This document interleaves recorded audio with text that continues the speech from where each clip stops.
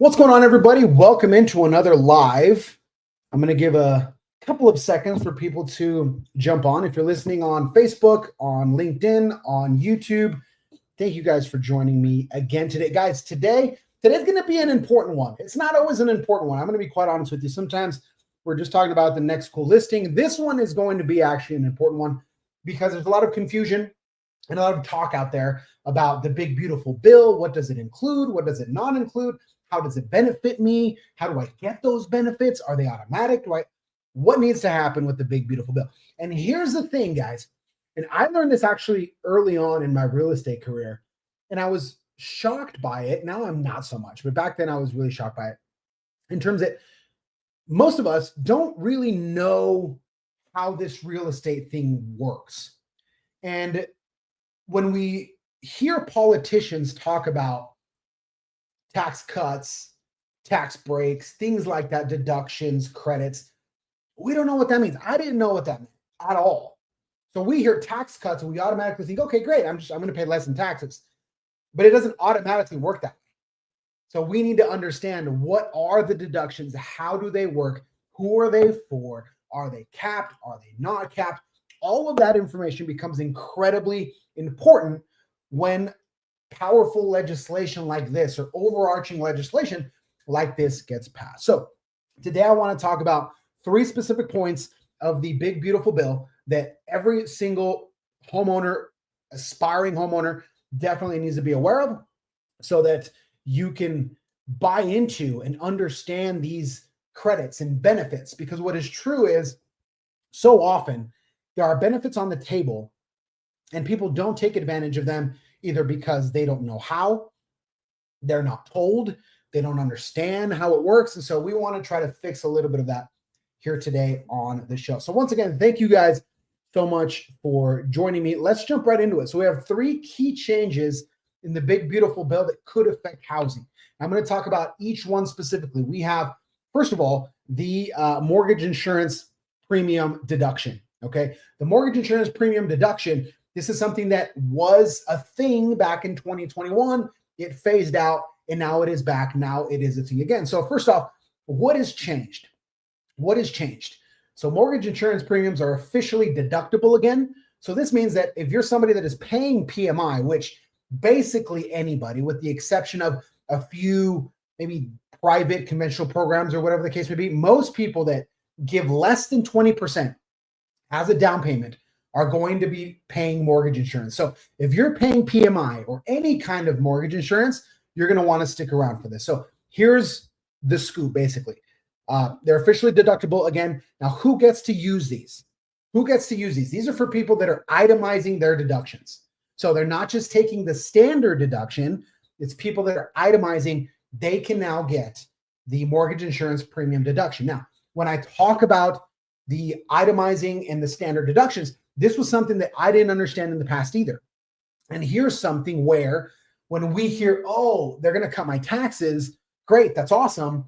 But then we take the standard deduction because nobody told us the difference or nobody walked us through how this was supposed to work. Then you completely miss out on what could be a larger benefit. So if you're itemizing your deductions, so you're not just taking the standard deductions, you can claim this. And again, usually if you put less than 20% down on your house, you're stuck with that mortgage insurance for a while.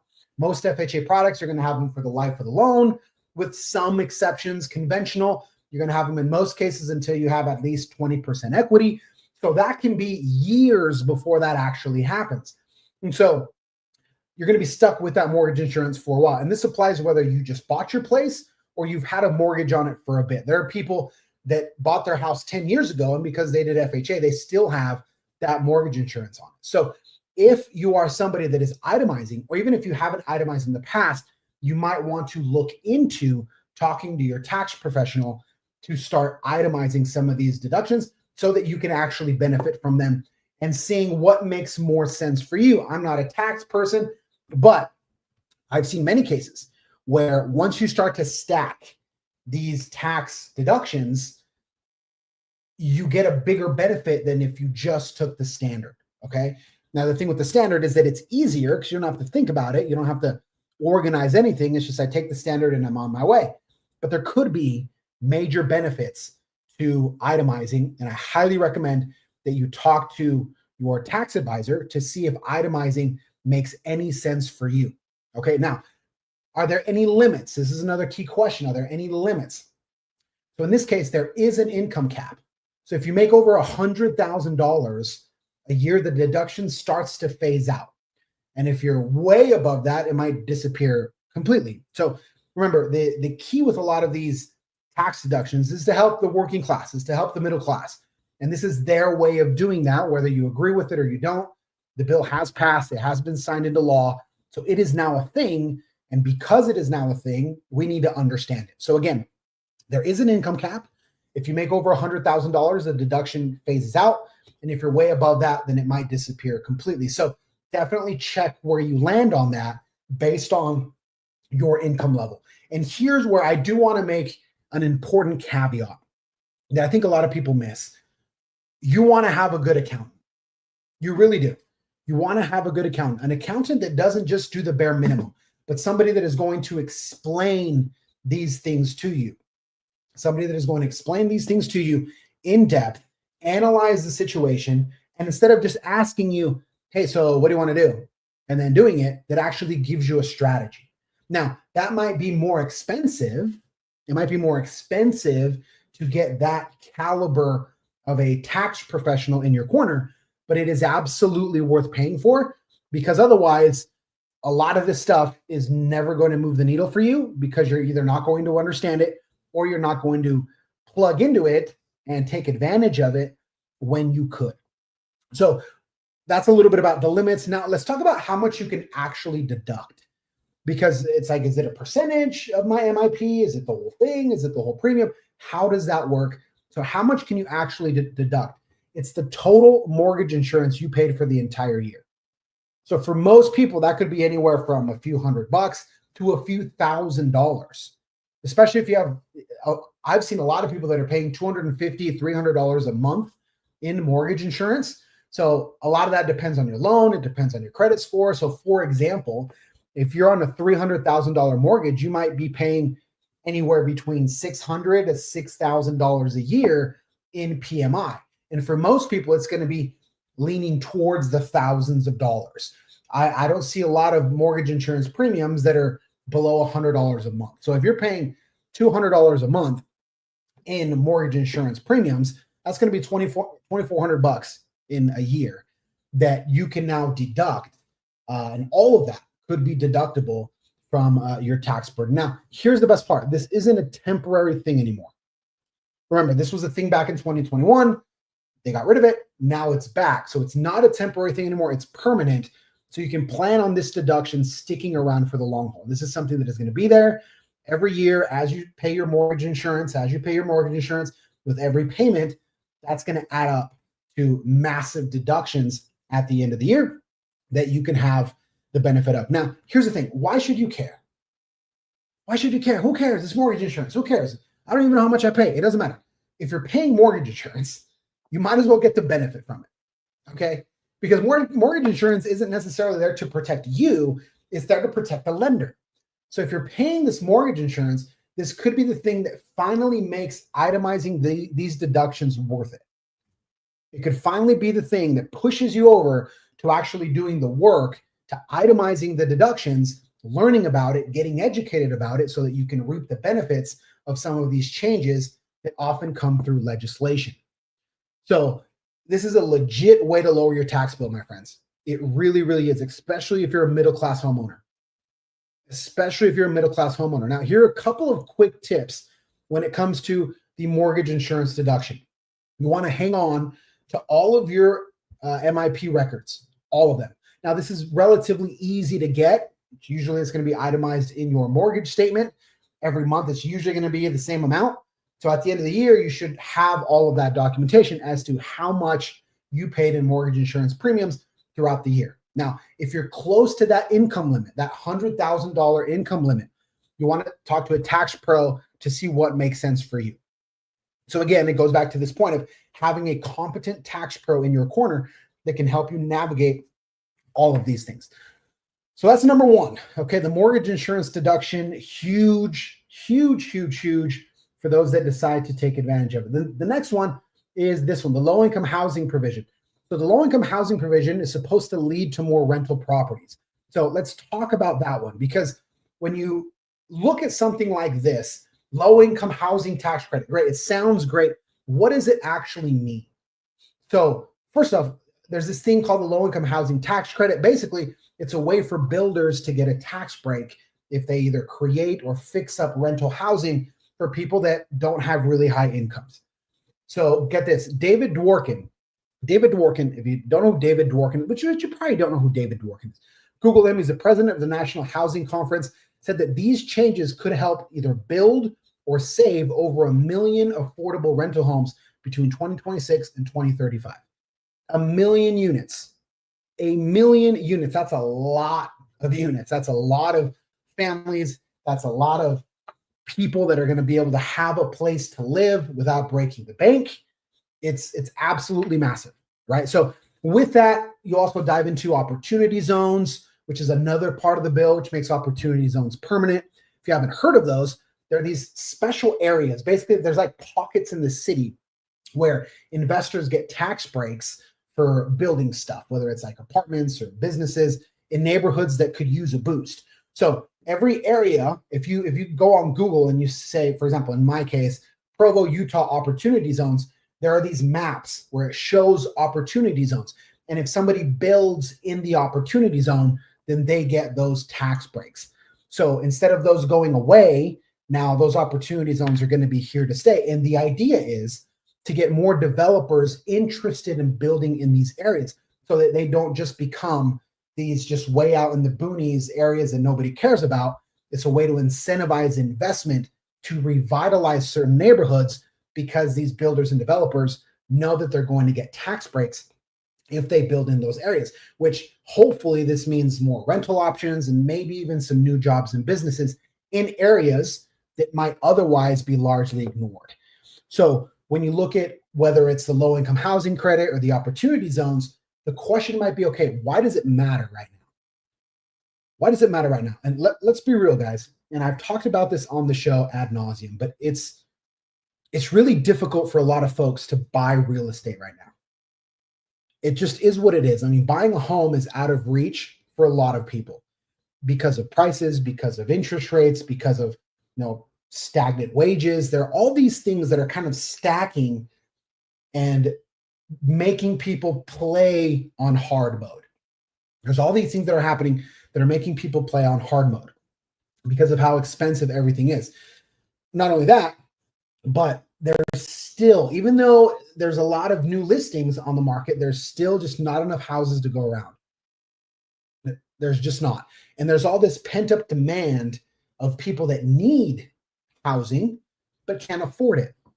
So making it easier to build affordable renting is a massive deal, especially in these opportunity zones.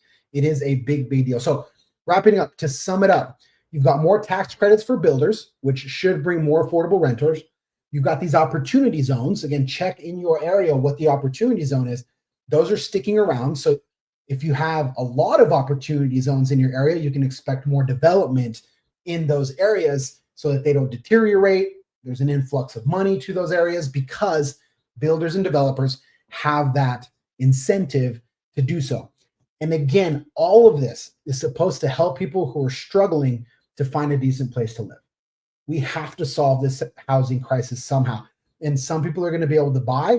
Some people are going to need to rent. And that is okay. That is absolutely okay. But we need to understand and build and cater to everybody. It doesn't matter where they are on the income spectrum. We need to plan and build and give incentives for everybody. So this is actually a huge one that I really hope will have positive impact when it comes to solving the housing crisis. So that's going to be number 2. And number 3 is these SALT deductions. Now, the thing about SALT deductions is, again, it's one of those acronyms that nobody knows what it means. A SALT deduction. It's like, okay, well, I put salt on my food. What the heck does that have to do with getting a deduction? Do I have to track how much salt I'm putting on my stuff? What the heck is a SALT deduction? So let's start there because I didn't know what it meant. in the past. Now I do. But SALT, SALT, it's an acronym. It stands for state and local taxes. That's what SALT stands for. SALT stands for state and local taxes. So basically, here's how it works. And this is going to be the nerdy, boring part, but it's important. When you do your federal taxes, you can deduct what you pay to your state and local government in things like property tax and either your state income tax or sales tax. It's a way to lower your taxable income on the federal level, which is always nice. But here's the deal. A few years ago, they put a cap on this deduction. It was limited. So since 2018, you could only deduct up to $10,000 a year. So you would take what you paid to the state or to your municipality, and you could deduct that up to $10,000. And not only was it only $10,000, but it was $10,000 if you were married and filing separately. If you were just single, then it was just $5,000. Here's where it starts to get confusing. You're like, okay, 10,000, 5,000 married, joint. I have no idea what this means. I don't even care anymore. So $10,000 if you're married and filing separately. Now, before that, there was no limit. So people in high tax states like New York, California, New Jersey, they could deduct a lot more because there was no cap. So here's the update. Starting next year, thanks to this new law, the SALT cap is jumping up to $40,000. The SALT cap is going up to $40,000. So from $10,000 a year to $40,000 a year, you can deduct your state and local taxes to reduce your federal bill when it comes to doing your taxes. So massive, massive, massive, massive. Now, it is a big change, but this one is only for a few years. The opportunity zones, the mortgage insurance, those are supposed to be permanent, but the SALT cap is something that is temporary. It'll go up a bit each year through 2029, and then it drops back down to $10,000 in 2030. So the goal is from now until 2030, to give people another tax deduction to lower their taxes for a short period of time. So again, you need a good tax professional that can help you navigate all of this for your specific case. I'm not a tax pro, but you got to find one. And there's one more thing. If you make more than $500,000 together, or $250 if you file separate, your deduction starts to phase out. But you can still deduct at least the original $10,000. So if you're high income, this doesn't necessarily apply to you. You don't get that jump up.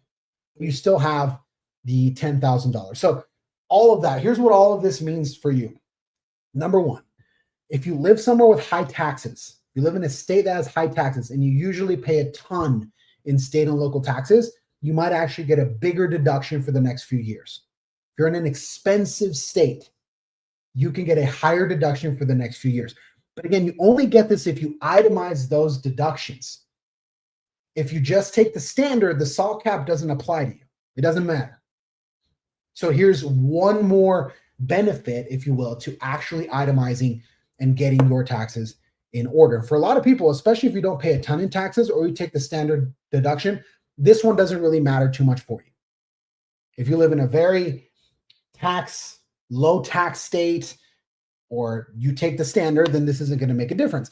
But the point is, and the reason why I break it down in these lives, is because there are so many people that could benefit from these tax deductions. They either don't know that they exist, they don't understand them properly, and nobody ever takes the time to run them through that and see, okay, could this be a benefit for you? Could this not be a benefit for you? Which points to often this sentiment that we hear on the news, oh, taxes are going to go down. Whatever politician it is, and I'm not just talking about President Trump, any politician, most politicians push tax cuts. And then they win, and then our tax burden doesn't change, and you're like, well, I guess they lied to me. I guess it was all BS because my taxes didn't actually go down. Well, sometimes the problem is that you didn't do this part. You didn't actually learn or understand what they meant by tax break. Like, what does a tax break mean? How does it work? And the tax code is so incredibly complex that the average individual just has no clue. So if you're one of those people that you're not sure whether you should itemize or just take the standard deduction, it's absolutely worth running the numbers and talking to a tax pro. You have to do it, my friends, because this is how you play the game. This is how you know what makes sense and doesn't make sense for you, what applies for you, what doesn't apply for you. And depending on where you live, depending on your income level, depending on a number of things, that will determine if it makes sense or if it doesn't. But that's what I want to get at. That's what I want to get at. Because we see these headlines and then we don't receive the benefit for it. So in recap, we have our three that we talked about today. We've got the mortgage insurance deduction, okay, which now you can deduct the entire amount of mortgage insurance premiums that you pay throughout the year. So you got to make sure that you track all that you keep your mortgage statements, all of that stuff, so that come tax time, you can collect that data and know how much you paid.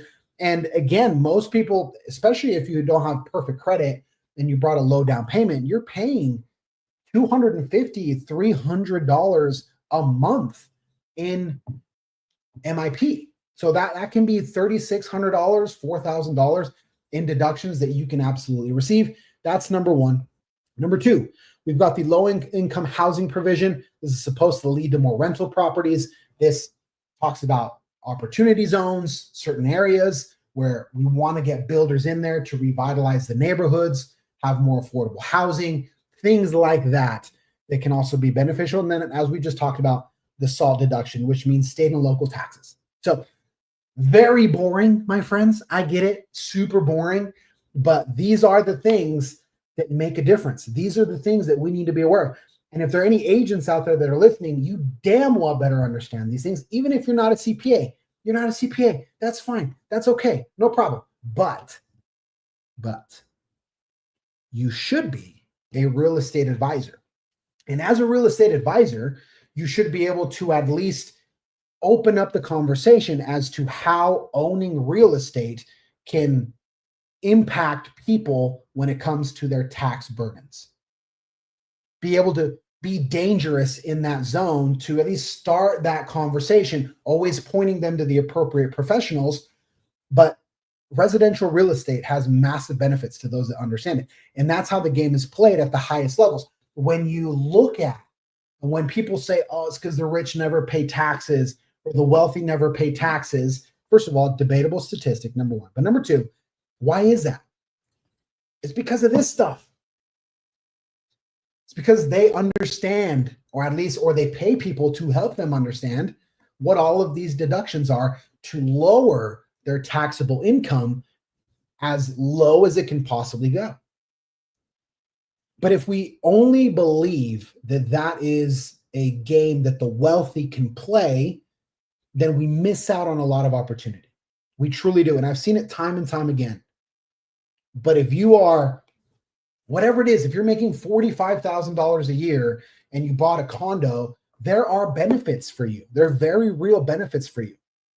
But if you don't know what they are, you don't understand them, nobody explains them to you, then you're never going to get very far. So that's all I got today, guys. Hope that was helpful. Share this, pass it on, subscribe to the channel, wherever you're watching, like, comment, all this stuff. And we'll see you guys next time.